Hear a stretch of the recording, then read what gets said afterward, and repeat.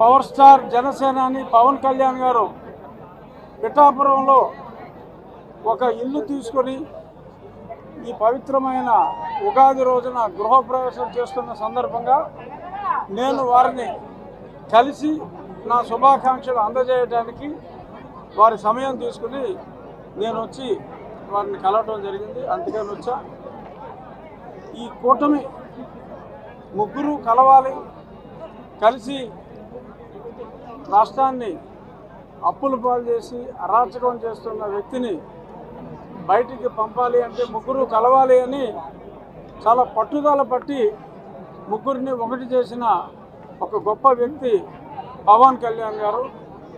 So అటువంటి నాయకుడిని ఈ పవిత్రమైన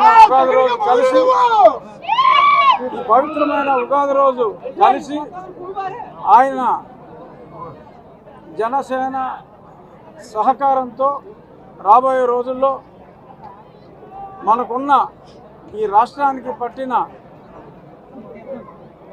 దరిద్రాన్ని అని అనొచ్చేమో అనేద్దాం.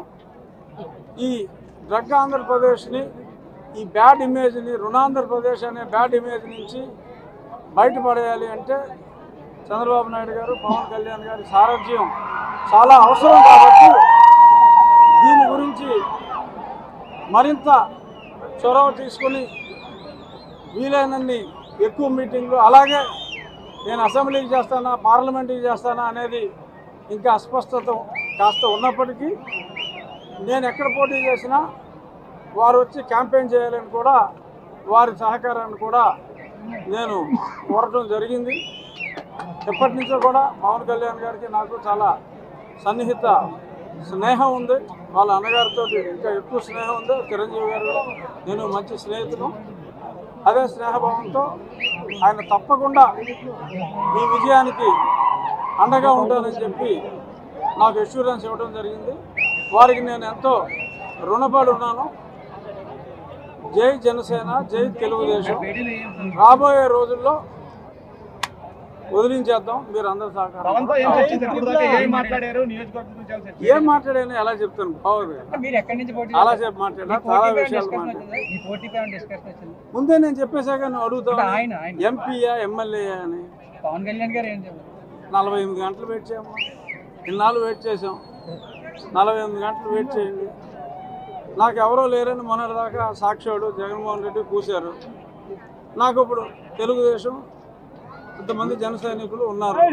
నాకు ఇంకేంటి భయం? నేను ప్రజాక్షేత్రంలో చట్టసభల్లో ఉంటా. అది లోక్సభ, శాసనసభ, అనదర్ 48 hours. ఎంతమంది ఎన్ని ప్రయత్నాలు చేసినా 28% అంటే 65,000 పైగా మెజారిటీతో ఆయన నెగ్గుతారు. అది ఖాయం. ఎన్ని ప్రయత్నాలు చేసినా జగన్మోహన్ రెడ్డి వచ్చి ఇక్కడ బస్సు వేసుకుని ఇక్కడ కూర్చున్నా 65,000 మినిమమ్.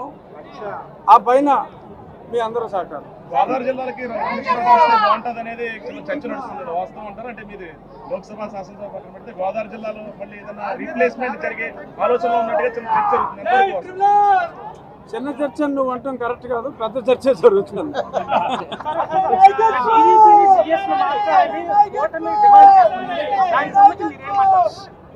డెఫినెట్గా ఆ మార్పు జరుగుతుంది. ఇవాళ ఒకరిని లేపేశారు కదా, కొల్లి రఘురామరెడ్డి. అన్ని కేసులు చంద్రబాబు నాయుడు గారి మీద నానా దొంగ కేసులు పెట్టాడు.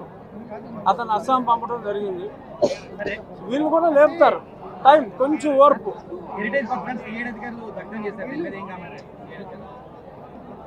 కామెంట్ ఏముంది? మొత్తం నెటిజన్లు అందరూ కామెంట్ చేస్తూనే ఉన్నారు. పోలీసుడు పనికి మాలిన ఎక్స్క్యూజ్ చెప్పాడు. ఏంటి పోలీసుడు చెప్పింది? మేము కొన్ని జెరాక్స్లు సరిగ్గా రాకపోతే రాని తగలేరుతూ ఉన్నారు. ఓన్లీ హెరిటేజ్ కాగితాలే జెరాక్స్లు సరిగ్గా రాలేదా? ఏదో చంటి పిల్లడు చెప్పినట్టు చెప్తున్నారు. సో వాళ్ళందరూ పాపులు శిక్షించబడుదురు.